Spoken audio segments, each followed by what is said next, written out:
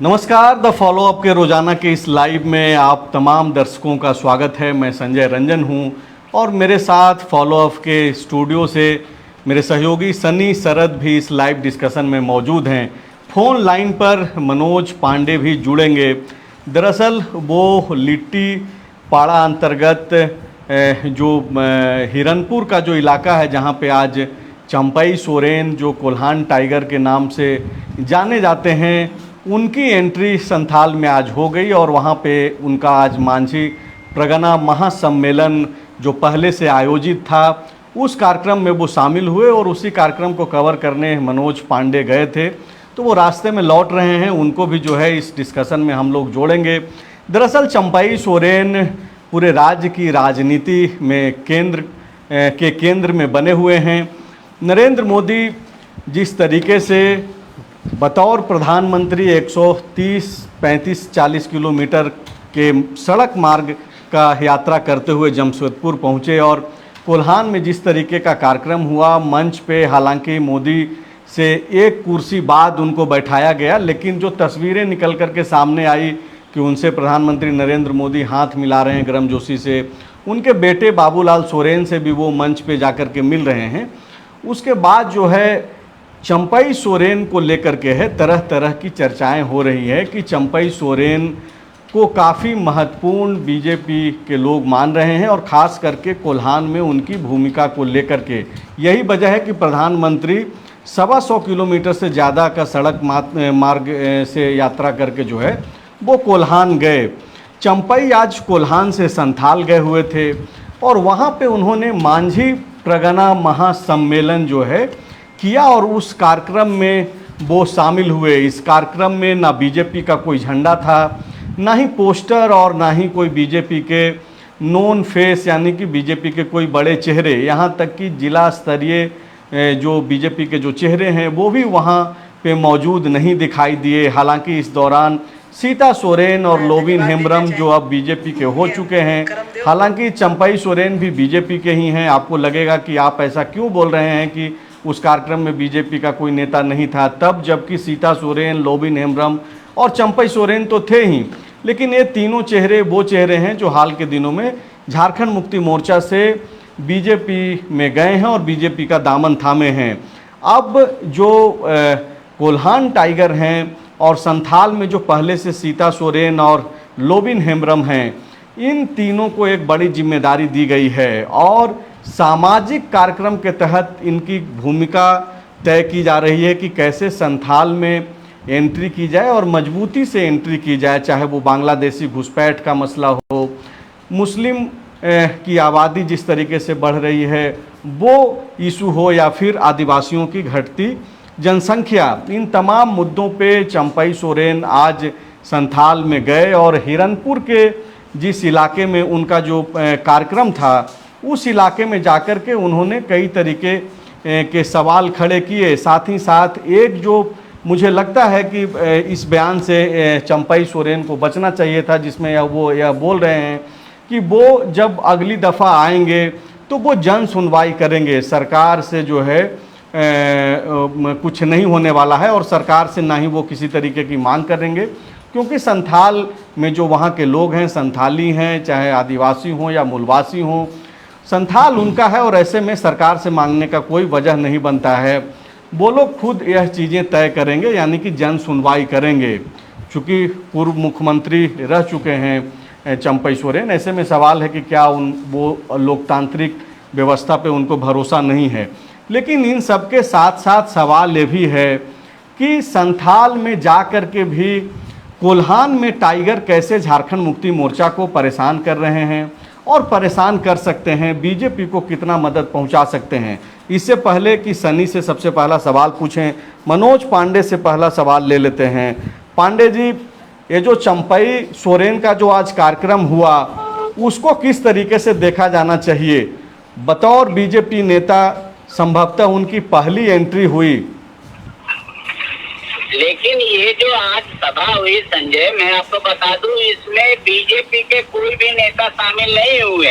अगर मान लीजिए कि एज ए बीजेपी के नेता के तौर पे सीता सोरेन रही, लोबिन हेम्ब्रम रहे, लेकिन पार्टी का कहीं झंडा बैनर नहीं था, किसी भी नेता का फोटो नहीं लगा हुआ था मंच पर, और ना ही कोई बीजेपी के नेताओं को आमंत्रित किया गया था जी। ये दरअसल मांझी परगना महासम्मेलन में सिर्फ जो मांझी जिसको प्रधान कहते हैं उनको आमंत्रित किया गया था।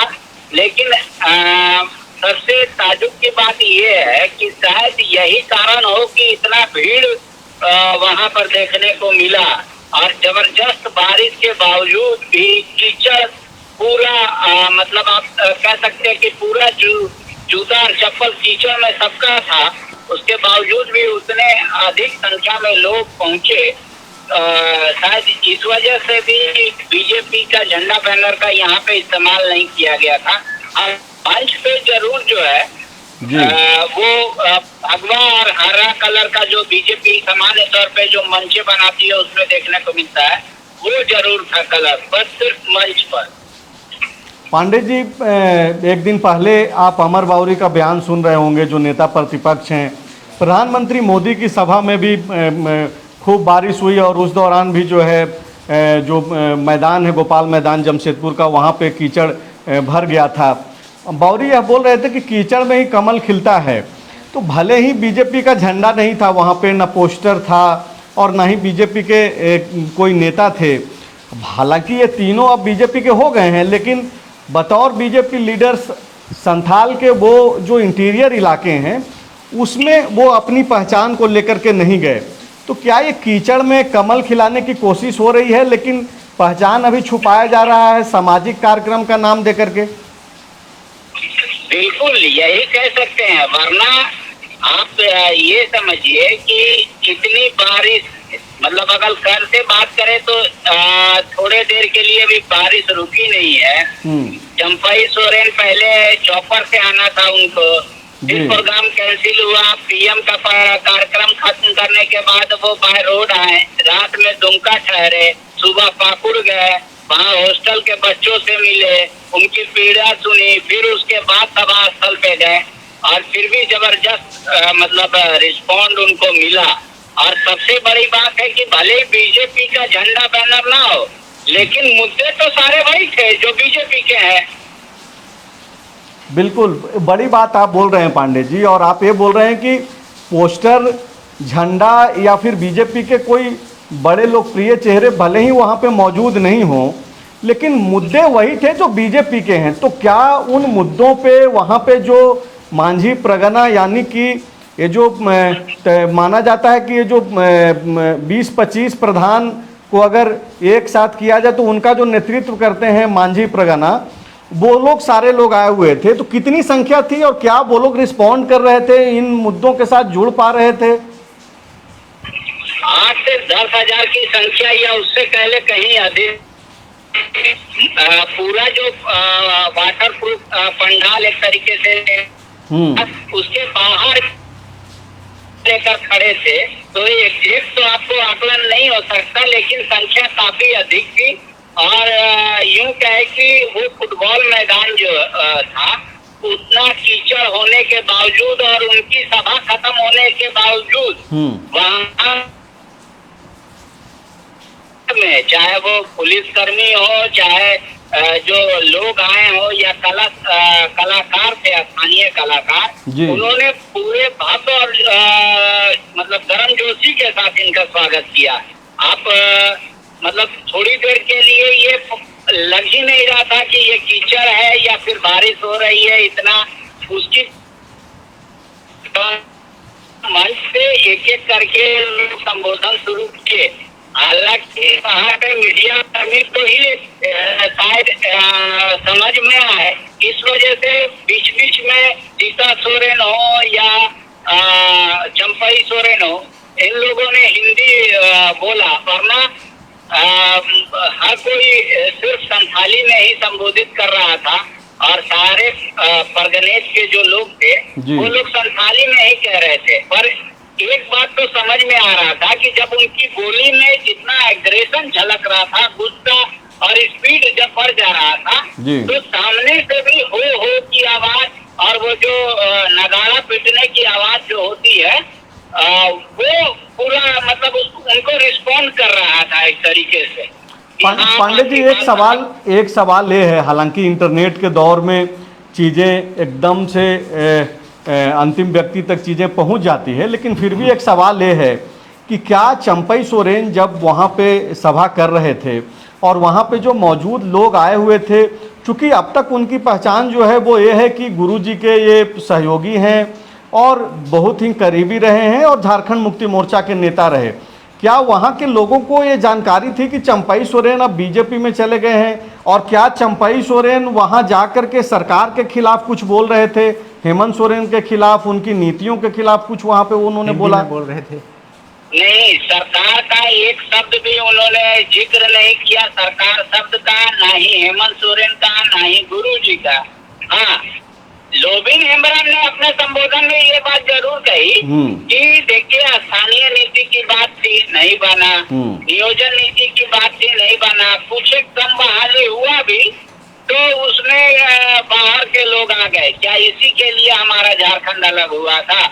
तो ये सब बातें सीता सोरेन ने अपनी बातों को रखा कि अब आपको जागने का समय आ गया है, नहीं तो हम लोग अपने जमीन से यहाँ से निकल जाएंगे। और मतलब हम लोग दान में, वो जो दान पत्र वाली बात आ रही थी बार बार, तो उन्होंने कहा कि दान पत्र देने का कोई परंपरा नहीं है और कोई कानून भी नहीं है। हम लोग सोना देता है या भैंसा लड़ाई होता है तो मतलब जमीन छोड़ के बाकी सब देता है, सोना देता है, चांदी देता है, कपड़ा देता है, ट्रॉफी देता है, लेकिन दान पत्र में किसी को जमीन नहीं देता और ये है भी नहीं। और इस पे रोक लगना चाहिए और आप लोग को भी जागरूक होने का जरूरत है, स्वर उठाने का। आज तक आप लोग ऐसा सम्मेलन में हिस्सा नहीं लिए होंगे, हम जानते हैं कि आप लोग बहुत कोई पीड़ित हैं जो कागज लेकर आए हैं अलग अलग गांव से।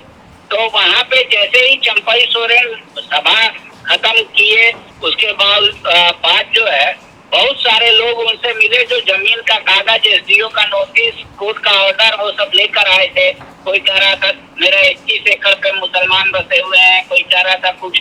अब अंतर इसको समझिए, मुसलमान बसना और बांग्लादेशी बसना ये अंतर है।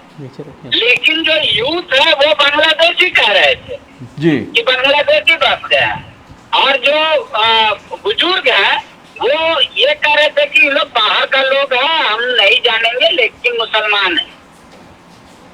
तो अब इन दोनों का फ्रैक्शन कर पाना या अंतर कर पाना, जब मन से उतरे चंपई सोरेन ने तो उन्होंने कहा कि भाई हम दूध की तरह छान देंगे, मक्खी की तरह निकाल के फेंक देंगे।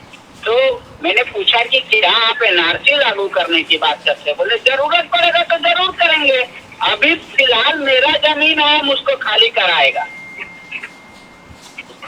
तो मतलब कुल मिलाकर के बीजेपी का जो एजेंडा है और जिस तरीके से प्रधानमंत्री नरेंद्र मोदी ने भी कल सभा के दौरान इन चीज़ों को दोहराया कि झारखंड में किन किन चीज़ों पे आगे आकर के जो है बीजेपी बात करने वाली है, चंपई सोरेन संथाल में जाकर के वही कर रहे हैं। लेकिन पांडे जी, आखिरी सवाल है, आप लौट रहे हैं, आपको ज़्यादा आपका समय नहीं लेंगे। आखिरी सवाल ये है आपसे कि आपने क्या मौजूद वहाँ के लोगों से बातचीत करने की कोशिश की, समझने की कोशिश की कि चंपई सोरेन को वो लोग कैसे ले रहे हैं? वो बतौर बीजेपी नेता ले रहे थे कि वो जो पुराने जो चंपई सोरेन झारखंड मुक्ति मोर्चा वाले हैं, जनता कैसे देख रही थी? ये जानना बेहद जरूरी है। देखिए, वो लोग, जनता ये बात समझ रही थी कि अब ये जेएमएम में नहीं है, लेकिन उनको झारखंड आंदोलनकारी बोल रहे थे वो लोग जी। और झारखंड टाइगर, झारखंड टाइगर आया है इसलिए बता रहा, पूर्व मुख्यमंत्री है इसलिए बता रहा है इनको। अच्छा, मतलब कोल्हान टाइगर संथाल में जाते जाते जो है वो कितनी भीड़, झारखंड टाइगर आ गए। 8 से 10 हज़ार की भीड़ जैसा पांडे जी बता रहे हैं, और बाकी में वहाँ पे भारी बारिश के बीच में भीड़ वहाँ पे थी। सनी, अब सवाल ये है कि ये जो संथाल में चंपई सोरेन की एंट्री हुई, और जैसा कि पांडे जी बोल रहे हैं, और हमने बकायदा कैप्शन में भी लिखा है कि बगैर झंडे, बगैर पोस्टर और बगैर कोई बीजेपी के लोकप्रिय चेहरा या फिर जो जाना पहचाना चेहरा है उसको लेकर के नहीं गए, वो सीधा उनकी एंट्री हुई। लेकिन मुद्दे रहे, और उन्हीं मुद्दों पे वो बातचीत कर रहे हैं। संथाल में क्या असर होगा नहीं होगा ये तो चंपाई सोरेन अब जबकि बीजेपी में गए हैं तो जाहिर सी तौर पे बात है कि वो प्रयास करेंगे बीजेपी के लिए, बीजेपी के मुद्दों के साथ ही बात करेंगे। हमने कैप्शन में एक और चीज़ लिखा है कि भले ही वो संथाल में हैं, घूम रहे हैं, कोल्हान से बाहर भी उनकी जिम्मेदारी मिली है। 2019 में 14 की 14 सीटें जो है एक तरीके से देखा जाए तो बीजेपी हार गई, एकमात्र सरयू राय वहाँ से जीते थे निर्दलीय उम्मीदवार के तौर पे, और 13 सीटें इंडिया अलायंस जो तब का यूपीए गठबंधन था। मौजूदा समय में तब जबकि चंपई सोरेन ना केवल कोल्हान बल्कि संथाल तक में जाके मेहनत कर रहे हैं, कोल्हान में तो और वो ज़्यादा मेहनत करेंगे एग्रेसिवली, क्योंकि वो सीधी अब लड़ाई हेमंत सोरेन और उनकी सरकार से हो गई है उनकी, चाहे वो नाराज़गी अब इस लेवल पे बढ़ गई कि पार्टी में चले गए और अब खुल करके बातचीत हो रही है। तो कोल्हान में कितना परेशान कर सकते हैं चंपई, और ख़ास करके कितने मजबूत हैं अगर आज के डेट में भी माना जाए। चूँकि एक तरीके से देखा जाए तो संथाल में चेहरा के तौर पे हेमंत सोरेन के राजनीतिक उभार से पहले जो है गुरुजी लीड करते रहे। वैसे तो झारखंड मुक्ति मोर्चा का वो पूरा झारखंड में लीड किए, लेकिन कोल्हान में एक फेस के तौर पे चंपई सोरेन ही थे। एक तरीके से कहा जाए तो आउटसोर्स कर दिया गया था कि चंपई सोरेन जो है इस पूरे इलाके को देखेंगे, लीड करेंगे। भले ही वो रिपोर्ट आकर के जो है यहाँ पे गुरुजी को या फिर हेमंत सोरेन जो कार्यकारी अध्यक्ष भी हैं पार्टी के उनको देते होंगे, लेकिन मौजूदा समय में चुनाव के ठीक पहले जब वो चले गए छोड़ करके, कितनी बड़ी चुनौती हो सकती है झारखंड मुक्ति मोर्चा के लिए? देखिए, जेएमएम के सामने चुनौती तो है, ये कह के निकल जाना कि चंपई सोरेन से पहले भी कई लोग गए और जेएमएम को बहुत नुकसान नहीं हुआ, तो चंपई सोरेन गए हैं तो इन्हें भी पता चल पाएगा, क्योंकि वे झारखंड मुक्ति मोर्चा के तरफ से लगातार ये कहा जा रहा है कि चंपई सोरेन पर डायरेक्ट हिट आप देखिएगा कि जेएमएम के बड़े नेता और खास करके कोल्हान के नेता तो नहीं कर रहे हैं। अभी मंत्री जो बने रामदास सोरेन और दीपक बिरुआ चूँकि मंत्री बने हैं तो उस हिसाब से वो कुछ बोल पा रहे हैं जी, लेकिन वो डायरेक्ट अटैक नहीं हो पा रहा है। वो बोल कर ये निकल जाए कि सीता सोरेन गई और कांग्रेस से फिर वो चली गई, गीता कोड़ा गई, उन लोगों का क्या हाल हुआ वो आप देख सकते हैं। लेकिन चंपई सोरेन कोल्हान में एक हैसियत तो थे जी। आपने कहा कि जेएमएम ने आउटसोर्स कर दिया था, आप इसको इस नज़रिए से भी देखिए कि हेमंत सोरेन सम्मान की दृष्टि से चंपई सोरेन को देखते थे, क्योंकि वो गुरुजी के समकक्ष के नेता रहे जी, गुरुजी के साथ वो काम किए, इसलिए चंपई सोरेन के रहते हेमंत सोरेन कोई अपना हस्तक्षेप कोल्हान के इलाके में नहीं करते थे और चंपई सोरेन जो डिसीजन लेते थे उसे हूबहू स्वीकार कर लिया जाता था। अब चूंकि चंपई सोरेन चले गए हैं, अब चंपई सोरेन चले गए हैं तो सवाल है कि उनकी भरपाई कौन करेगा।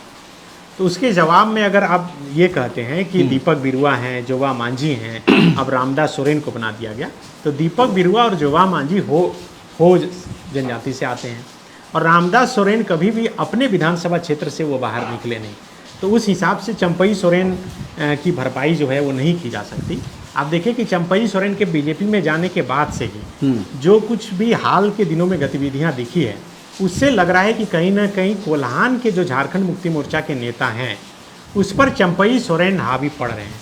अभी मैं कुछ नोट करके रखा हूं संजय, हाँ आप देखिए कि चंपई सोरेन जब ये साफ हो गया कि बीजेपी में शामिल होंगे, उससे पहले 24 अगस्त को ये दूधिया सोल जो चाकुलिया प्रखंड में पड़ता है वहाँ पर एक फुटबॉल टूर्नामेंट होता है, हर एक साल होता है और माना जाता है कि उस इलाके का सबसे बड़ा टूर्नामेंट है, जिसमें कि 5 लाख प्राइज़ और फाइनल मैच में करीब 50,000 से अधिक जो भीड़ है वो जुटती है।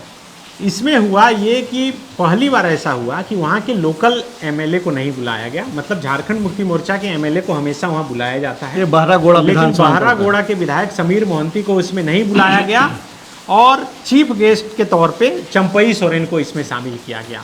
एक जो बड़ा असर यहाँ पर देखने को मिला, और इसमें खास बात एक ये भी है कि ये जो पूरा इलाका है ये आदिवासी बहुल वाला इलाका है, मतलब चंपई सोरेन वहीं पर टारगेट कर रहे हैं जहाँ झारखंड मुक्ति मोर्चा कमज़ोर है और ख़ास करके आदिवासियों की संख्या अधिक है।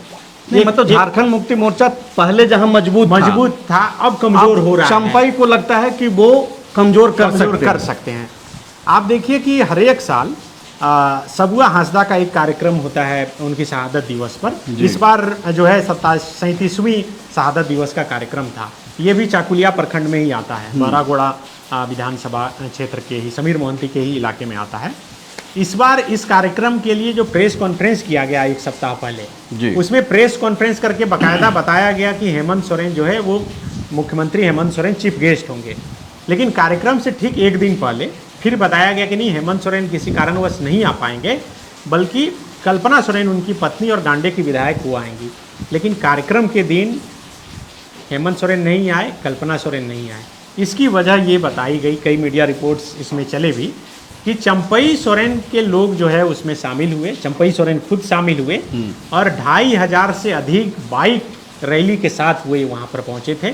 मतलब अपनी ताकत वे वहाँ पर दिखाए। लेकिन ये भी इसमें एक चीज़ ये भी है जो जोड़ देना चाहिए कि इसके पहले भी ऐसा नहीं था कि सालाना इस मौके पे मुख्यमंत्री या फिर हेमंत सोरेन कभी जाते रहे हों। ऐसी खबरें पहले भी नहीं रही। पहले खबर नहीं आई है, लेकिन माना यह जाता है कि पूर्वी सिंहभूम जिला का ये सबसे बड़ा कार्यक्रम होता है। बिल्कुल। और ये कार्यक्रम जेएमएम का ही होता है। ये जो सबुआ हांसदा थे ये जंगल आंदोलनकारी थे और उसके बाद जेएमएम ही इनके सम्मान में शहादत दिवस पर जो है हमेशा कार्यक्रम करती रही है और इसलिए माना जा रहा था। और चूंकि ये घोषणा भी बाकायदा इस बार जेएमएम पे चंपई हावी रहे, बाकायदा पोस्टर बैनर भी छप गए थे कि हेमंत सोरेन आएंगे। तो लास्ट पोजीशन में ये कार्यक्रम इसलिए भी मुझे लगता है कि रद्द हुआ कि कहीं ऐसा नहीं हो कि चंपई सोरेन वर्सेस हेमंत सोरेन वाली बात वहां पर आ जाए। और चंपई सोरेन एक तरह से ताकत दिखाने की लगातार कोशिश कर रहे हैं। बीजेपी में जाने के बाद का ये कार्यक्रम था, तो उस हिसाब से ये भीड़ यहाँ पर काफ़ी जुटी थी। एक और कार्यक्रम हुआ 9 अगस्त विश्व आदिवासी दिवस के दिन। उस वक्त कहीं से ये बात पता भी नहीं थी कि चंपई सोरेन बीजेपी में आएंगे या फिर नहीं आएंगे। ये कार्यक्रम जो है उसी इलाके में हुआ और उस इलाके में जब चंपई सोरेन मंत्री के हैसियत से, चूँकि आदिवासी कल्याण मंत्री थे, जब वो कार्यक्रम में पहुँचे तो उनको कार्यक्रम में करीब 2-2.5 घंटा बैठना पड़ा, इसीलिए क्योंकि भीड़ वहाँ पर नहीं जुटी थी। तो माना ये जा रहा है कि उस इलाके में जो आदिवासी वोटर हैं, जो समर्थक हैं, वो कहीं ना कहीं वहाँ के स्थानीय विधायक से नाराज़ हैं और जिसकी नाराज़गी चंपई सोरेन को भी झेलनी पड़ी और उस कार्यक्रम में वो शामिल नहीं हुए। तो ये जो कुछ कारण हैं जो ये बताता है कि चंपई सोरेन के आने के बाद या फिर चंपई सोरेन के आने से पहले की क्या कुछ स्थिति रही है। आप देखिए कि इसको इस हिसाब से भी देख सकते हैं कि चंपई सोरेन जिस भाषा में, जो संथाली भाषा में भाषण देते हैं और ख़ास करके कोल्हान इलाके में जो बोलते हैं, तो वो जो कनेक्शन लोकल टच जो लोकल टच होता है, वो लोकल टच कोल्हान का कोई ऐसा नेता नहीं है जो चंपई सोरेन की बराबरी कर सके। हेमंत सोरेन संथाली में भाषण देकर उनकी उससे अधिक बेहतर बोल सकते हैं। लेकिन अब सवाल है कि जब विधानसभा का चुनाव होगा तो हेमंत सोरेन लोकल स्तर पर जाकर इस हिसाब से लोगों मतलब माइक्रो लेवल पे हेमंत सोरेन तो नहीं ही आएंगे। वो तो विधानसभा स्तर बहुत होगा तो वहां जाकर के कार्यक्रम करेंगे। आप ये बोल रहे हैं कि चंपई सोरेन इन इलाकों में, खास करके कोल्हान के जहाँ पे आदिवासी बहुल इलाके हैं, वे विधायक जिनसे लोग नाराज हैं, वहाँ पर चंपई सोरेन भारी पड़ रहे हैं और वो लगातार उस हिसाब से काम कर रहे हैं। आप देखिए कि रामदास सोरेन जो हैं, वो पहले भी जब चंपई सोरेन थे, उनके बेटे बाबूलाल सोरेन की शिकायत मुख्यमंत्री के पास कई बार कर चुके हैं। वो एक कह चुके हैं कि मेरे इलाके में बाबूलाल सोरेन जो है वो अधिक कार्यक्रम में सक्रिय हो रहे हैं, उनको दिक्कत हो रही है। तो आप देखिए कि इन्वॉल्वमेंट उस हिसाब से बढ़ रहा है। चूँकि चर्चा तो ये है कि चंपई सोरेन सरायकेला से और उनके पुत्र जो है वो घाटशिला से वो चुनाव लड़ेंगे, चुनावी मैदान में आएंगे। तो मतलब बीजेपी में जो वो गए हैं वो लगभग यही इसी डील पे गए हैं कि 2 सीट तो इनको मिलना ही मिलना है। हाँ। चंपई सोरेन को और उनके बेटे बाबूलाल सोरेन को। बाबूलाल सोरेन को लेकर के भी एक चर्चा चल रही है कि उनके पास एक ऐसी टीम तैयार है 2-2.5 हज़ार बाइकर्स का कि कहीं भी अगर चंपई सोरेन जा रहे हैं तो अचानक से जो है एक भीड़ जो है दिख जा रही है कि जहाँ जहाँ चंपई सोरेन जा रहे हैं लोग वहाँ पहुँच जा रहे हैं। देखिए चंपई सोरेन के सामने अभी तो ये है कि भाई एक रिजल्ट ओरिएंटेड वाला होता है कि आप मान लीजिए कि हम लोग रिपोर्टर हैं कि दूसरे चैनल में ज्वाइन करते हैं तो सोचते हैं कि शुरू में अच्छा रिपोर्ट करें ताकि मेरा नाम आए, थोड़ी प्रशंसा हो। तो ये प्लानिंग तो उनकी है, प्लानिंग है और वो दिख रही है। लेकिन आज के समय में भीड़ जुटाना भी बहुत आसान नहीं है। आप देखिए कि बहुत बड़े बड़े नेता का लगातार कार्यक्रम हो रहा है लेकिन भीड़ नहीं जुट रही है, उस हिसाब से फजीयत हो रही है। बरसात के मौसम में कोई 5,000 लोग अगर दिन भर आपके लिए बैठ रहा है तो सिर्फ पैसे के लिए नहीं बैठ रहा है, कुछ तो जुड़ाव कनेक्शन रहता है तभी बैठता है।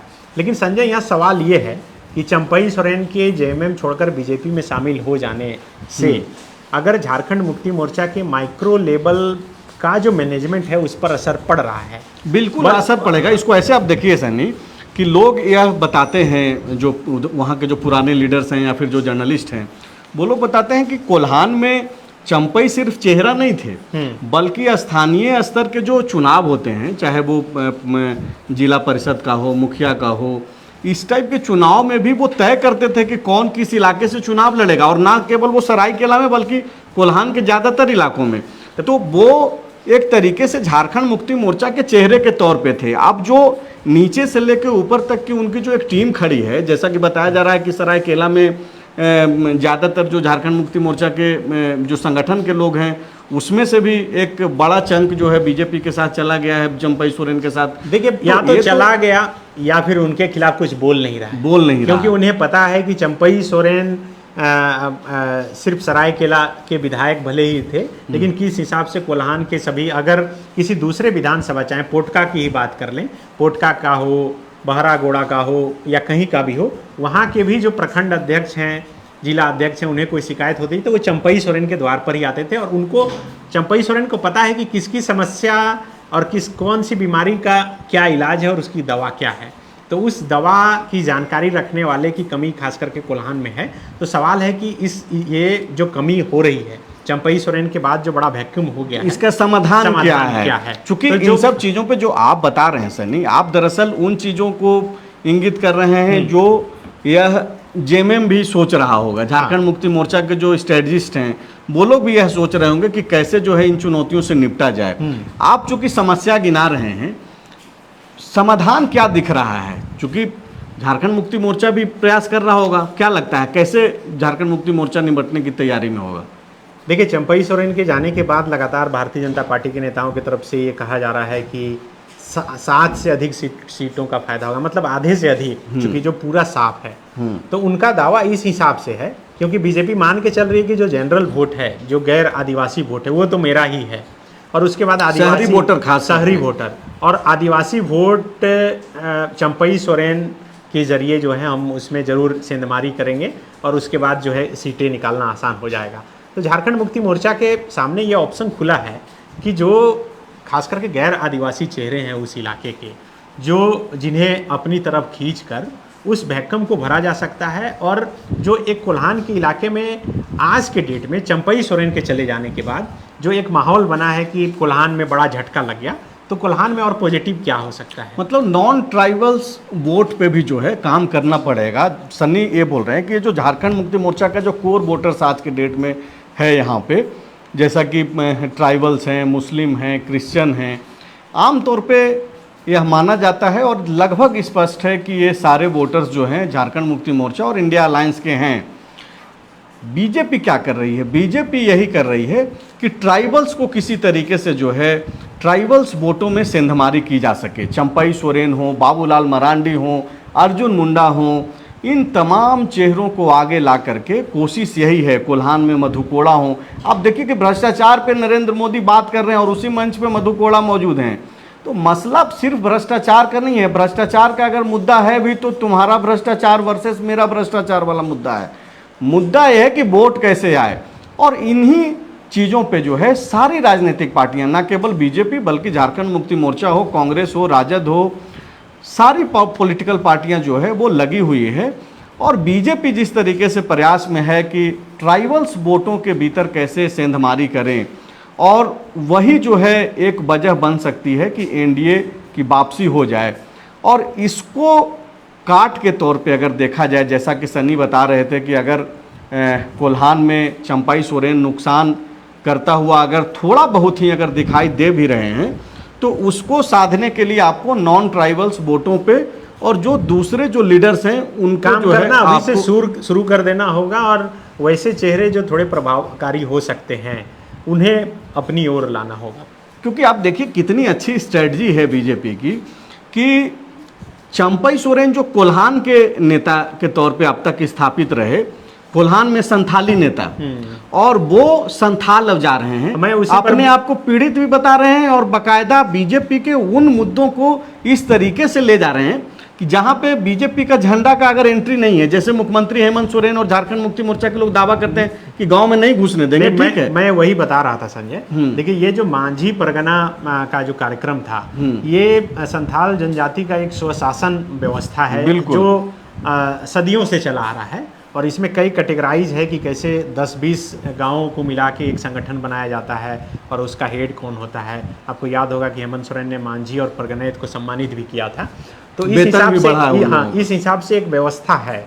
ये आप जो कर रहे हैं, आप जो चर्चा कर रहे थे पांडे जी से कि बीजेपी का झंडा नहीं था, कोई बीजेपी का नेता नहीं था, तो ये ऐसा नहीं है कि ऐसे ही हो गया, ये एक रणनीति का हिस्सा है। बिल्कुल, ये रणनीति का हिस्सा इस तरह से है कि पहले आप बिना झंडा बिना पोस्टर के उनके बीच जाइए, उनके बीच ये विश्वास जगाइए कि आप उनके हित की बात कर रहे हैं, आप उनके हित की बात करके उनके लिए बेहतरी कर सकते हैं। जब ये विश्वास जग जाए तब धीरे से फिर झंडा पोस्टर बैनर आएगा और बताया जाएगा कि ये दबाइएगा तब आपका ये होगा। मुझे लगता है कि ये रणनीति का हिस्सा है और उसी के तहत, क्योंकि आप बिल्कुल आप ठीक बोल रहे हैं और मैंने इंट्रो में दरअसल बोला भी यही। और आप देखिए कि चंपई सोरेन बोल रहे हैं सरकार के खिलाफ कुछ नहीं बोल रहे हैं, वो वहां पे जा करके ये बता रहे हैं कि भाई सरकार से मांगना ही क्या है, चूंकि हम यहाँ के राजा हैं, तय हमको खुद करना है। आप वैसे आदमी से इस तरीके की बात सुन रहे हैं जो इस राज्य के पूर्व मुख्यमंत्री रहे हैं और फ्यूचर में मुख्यमंत्री बनने का सपना भी देख रहे हैं, लेकिन वो बातें किस तरीके की कर रहे हैं। वो बात बोल रहे हैं कि जन सुनवाई करनी है, जनता की अदालत लगाएंगे और खुद फैसला करेंगे। दरअसल पांडे जी से जो मेरी बातचीत हुई, वहाँ पे जो चीज़ें देखने को मिली, हुआ ऐसा नहीं कि ये जो मांझी परगना जो महासम्मेलन था उसमें कुछ लोग अपना डॉक्यूमेंट्स कागज़ वगैरह लेकर के आए कि मेरे साथ अन्याय हुआ है, देखिए मेरे साथ जो है मेरे ज़मीन पे दूसरे धर्म विशेष के लोग जो है आकर के कब्जा कर रहे हैं। अब इनका ये कहना है कि इसको लेकर के सरकार के पास नहीं जाना है, हम लोग जन अदालत लगाएंगे और खुद से फैसला करेंगे और भगाएंगे, जैसे सूदखोरों को पहले भगाया। तो आप ये देखिए कि अब चंपई सोरेन के इस बयान को 2 दिन पहले जो उनका वीडियो शूट किया गया रांची स्थित उनके आवास पे, सरकारी आवास पे, जिसके बैकग्राउंड में गुरुजी थे, आप देखिए कि गुरुजी ने जिस तरीके से सूदखोरी के खिलाफ आंदोलन चलाया, महाजनी प्रथा के खिलाफ जो आंदोलन चलाया, तो आप देखिए कि कनेक्ट कैसे किया जा रहा है। और बाद में फिर झंडा और पोस्टर लॉन्च किया जाएगा कि भाई अब जो फूल है वो कमल का है। तो इस तरीके का प्रयास, और बेहद ही राजनीति में एकदम बिल्कुल अधिकार है, और बीजेपी अगर इस तरीके की रणनीति अपना रही है तो झारखंड मुक्ति मोर्चा के लिए बड़ी चुनौती है। नहीं, झारखंड मुक्ति मोर्चा के सामने ये ऑप्शन पूरी तरह से खुला है कि देखिए इतना तो सत्य है, और लोकसभा चुनाव के परिणाम के बाद ये कहा जा सकता है, खास करके आदिवासी वोटर, क्रिश्चियन वोटर, मुस्लिम वोटर पर इंडिया अलायंस के कैंडिडेट भारी रहे। तो अब है कि जो भारी है वो तो आपके साथ है, लेकिन जो लोग नाराज हैं या कट रहे हैं उन्हें कैसे जोड़ा जाए। तो उन्हें जोड़ने के लिए मैया योजना के और के साथ साथ कई स्कीमें आ रही हैं, लेकिन है कि क्या उधर के जो प्रभावी चेहरे हैं जो या तो आपके तरफ आना चाह रहे हैं या आ सकते हैं कन्विंस करके, तो उनको लाकर किस हिसाब से अधिक फ़ायदा लिया जा सके।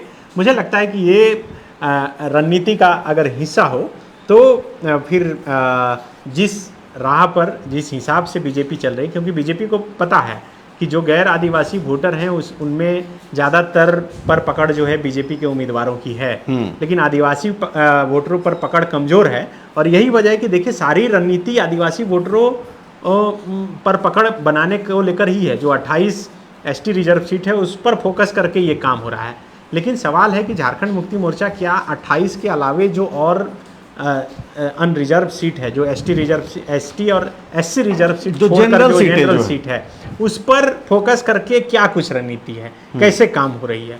मुझे लगता है कि इसमें बहुत आप अगर विश्लेषण करेंगे, कई विश्लेषणकर्ता जो है वो जो बता रहे हैं उस हिसाब से मुझे लग रहा है कि कहीं ना कहीं पीछे है। लेकिन ये शुरुआत तो हो गई है। आप देखिए कि पलामू में चंपई हेमंत सोरेन जी का एक कार्यक्रम हुआ था, कल्पना सोरेन भी वहाँ पर गई थी। तो जो गैर आरक्षित सीट है, जनरल सीट है, उस सीट पर तो काम हो रहा है, लेकिन उस हिसाब से काम नहीं हो पा रहा है। नहीं, इस मामले में बीजेपी आगे है। झारखंड मुक्ति मोर्चा और हेमंत सोरेन शायद अपनी योजनाओं के जरिए यह सोच रहे होंगे या फिर वो कॉन्फिडेंट होंगे कि अपनी योजनाओं के जरिए ही जाएंगे।